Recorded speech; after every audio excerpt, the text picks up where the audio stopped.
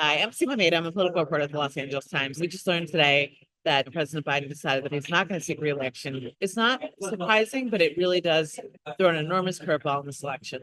We have long been wondering whether President Biden would decide not to run. I think this decision was expected for quite some time, but the question was the timing. It's not entirely surprising, given the drumbeat of Democratic voices that have been calling on him to step back.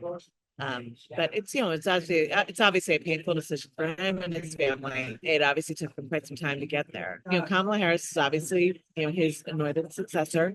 The question is, do other Democrats, run against her? Do other Democrats try to get in? It's really challenging because there's so little time left between now and the general election. The Democratic National Convention is coming up just in a couple of weeks. And also, I mean, as much as Kamala Harris has her strengths and her weaknesses, a lot of the other Democrats people talk about, they have not been tested on the national stage.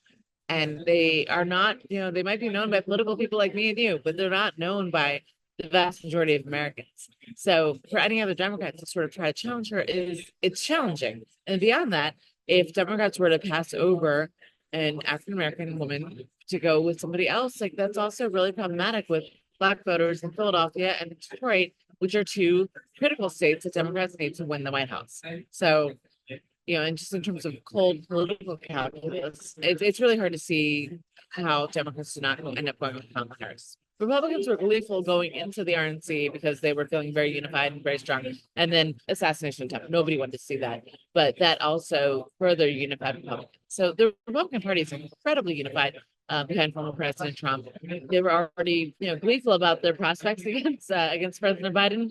And, just basically any chaos on the Democratic side, it works in their favor. The next 2 weeks are honestly, in all seriousness, they're going to be complete chaos. Both in terms of how the Democrats change course, so quickly, how the campaign changes course so quickly. It's just chaos. Chaos is the only word I can use to describe what I anticipate happening.